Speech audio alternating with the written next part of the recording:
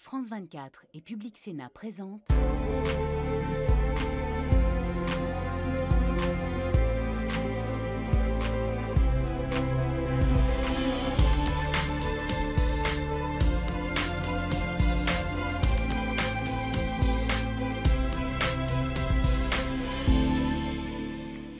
Merci de nous rejoindre pour notre partie débat depuis le Parlement européen à Bruxelles. Après 2 ans de pandémie et une guerre en Ukraine qui a forcé les Européens à prendre des sanctions financières, nous assistons à une inflation historique et une flambée des prix un peu partout en Europe. L'inflation globale a atteint même 7,5% en mars dans la zone euro, sous la poussée de difficultés d'approvisionnement énergétique et alimentaire. Et les 27 tentent en effet de se débarrasser de leur dépendance au charbon, pétrole et gaz russe.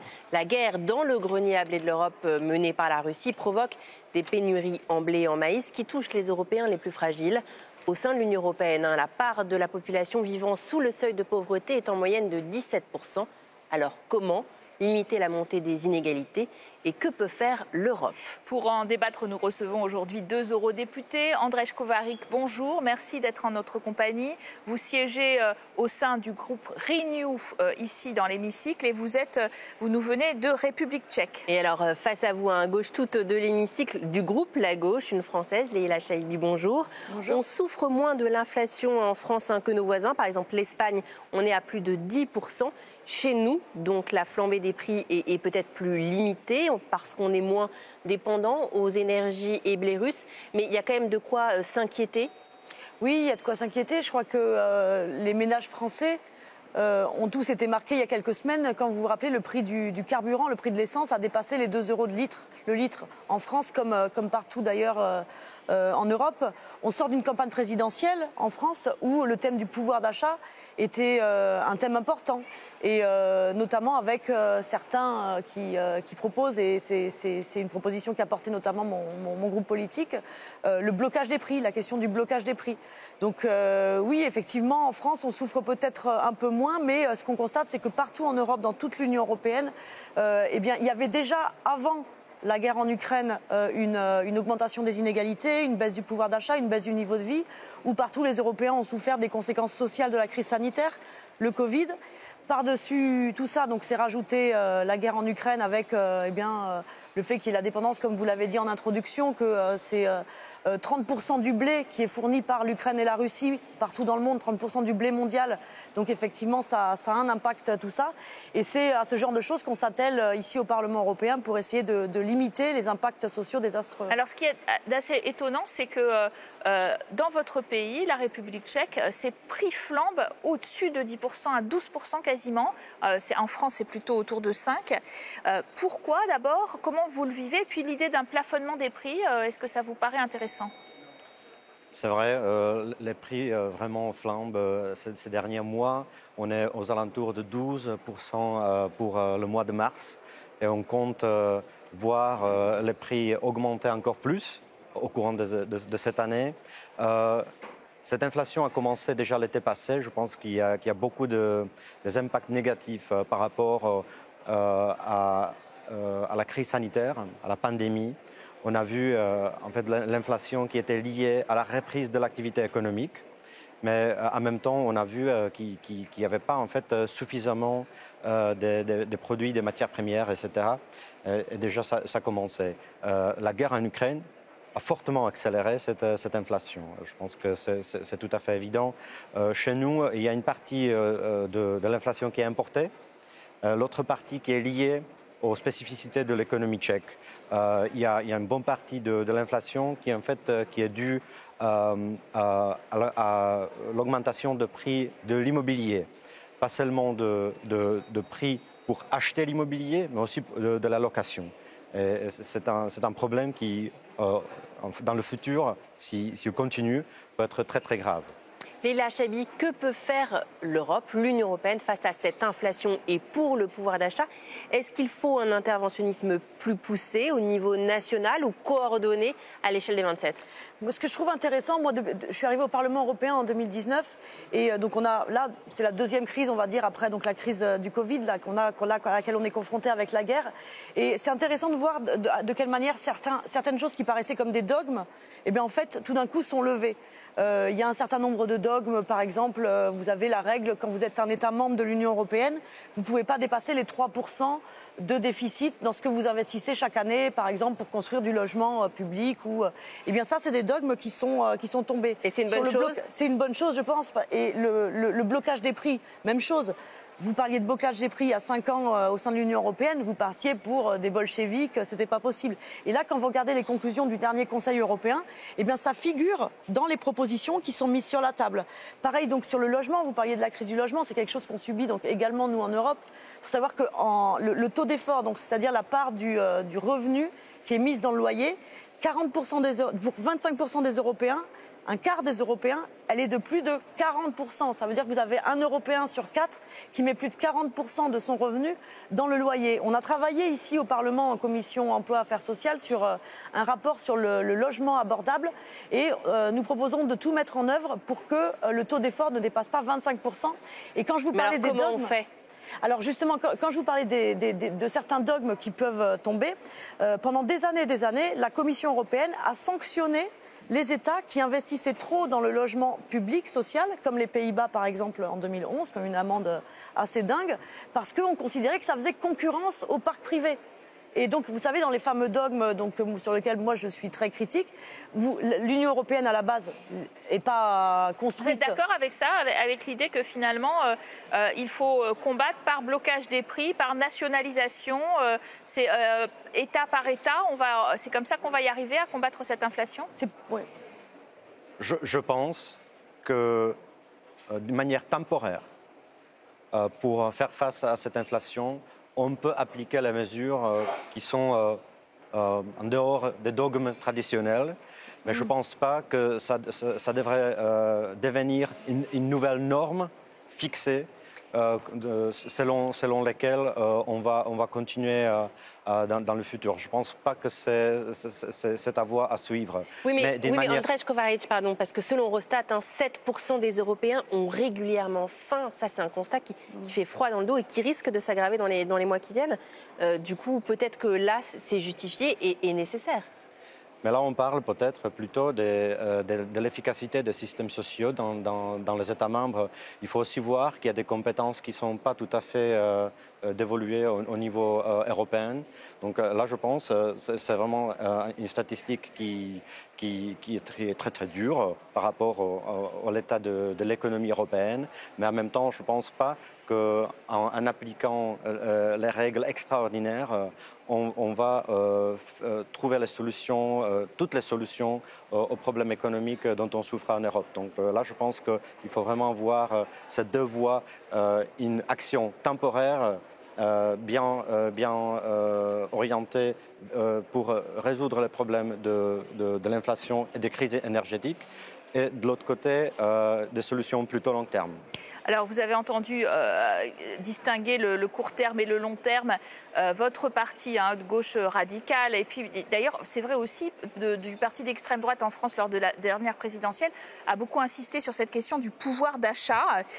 Est-ce qu'on va finalement assister à la hausse de ces partis qui portent ces thématiques ou à des mouvements sociaux très forts dans les rues des pays, des villes d'Europe? D'abord, je me permets de vous dire que l'extrême droite en France ne polarisait pas les débats dans le cadre de la campagne présidentielle sur le pouvoir d'achat, mais on était plus sur les questions d'identité, de migration, de religion. Et heureusement pouvoir d'achat également.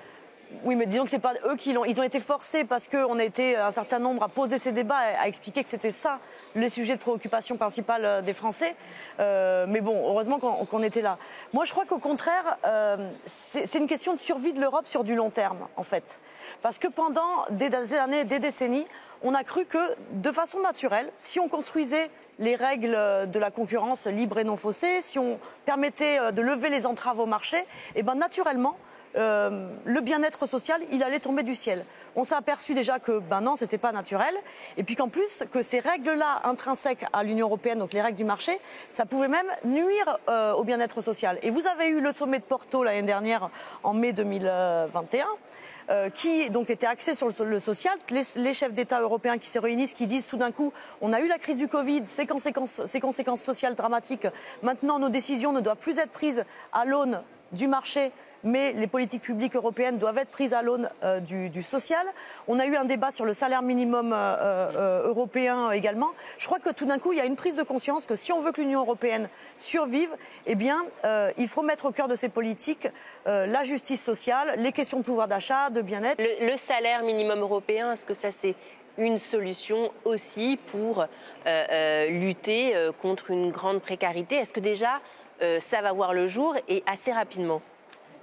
Je pense que cette proposition va voir le jour, c'est clair. Il faut trouver un consensus entre les États membres et le Parlement européen. Mais avec quel effet concret pour les Européens? C'est ça la question. Là, je pense qu'en général, le rôle d'établir un salaire minimum dans une économie, et vraiment, c'est de fixer le plancher salarial, si vous voulez, pour assurer que les gens qui travaillent peuvent avoir une vie qui est décente, qui ne sont pas dans la pauvreté, qui sont capables de payer leurs Moins de factures. travailleurs pauvres, vous dites. Moins de travailleurs pauvres, tout à fait. Mais là, je pense, en même temps, je parlais tout à l'heure des compétences nationales, des compétences des États membres dans la matière des systèmes sociaux.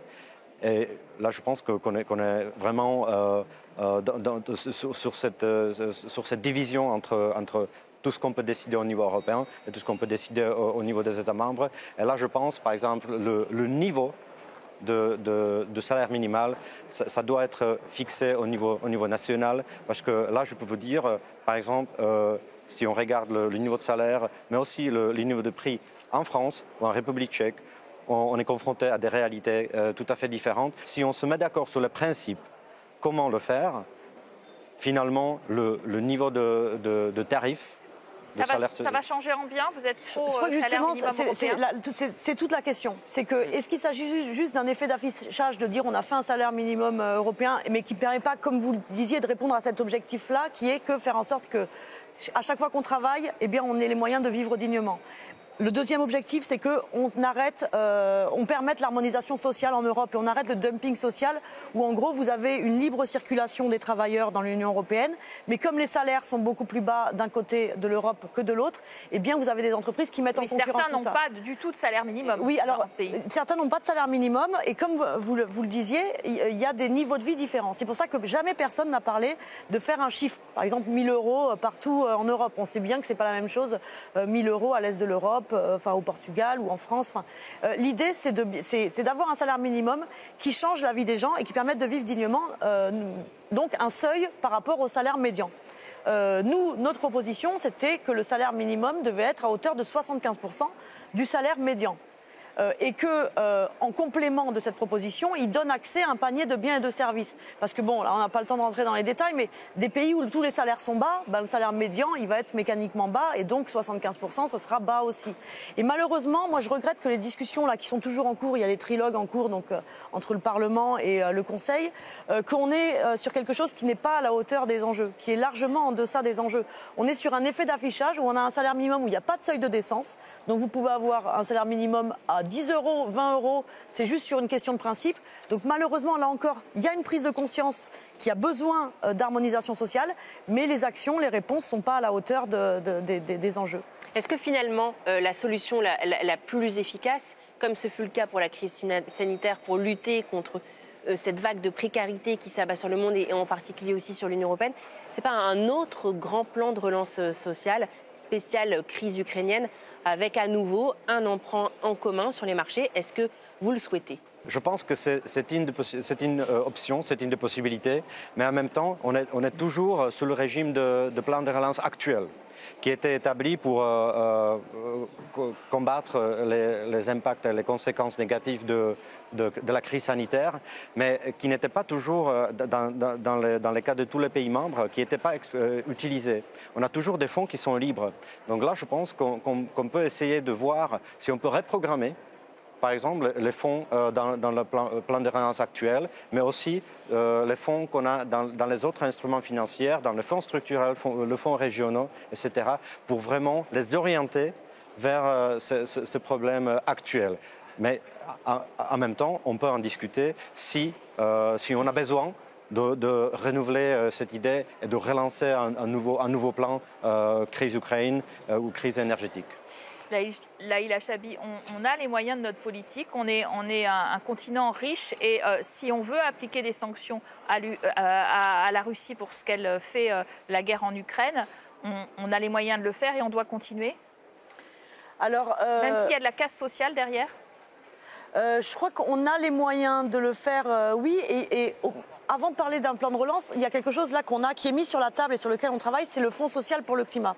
Parce qu'on se rend compte là que donc, les prix des carburants augmentent et que avant même qu'il y ait la guerre en Ukraine, de toute façon, la transition écologique, les objectifs qui sont fixés de réduire de 55% les émissions de gaz à effet de serre, ça va avoir un coût pour les ménages.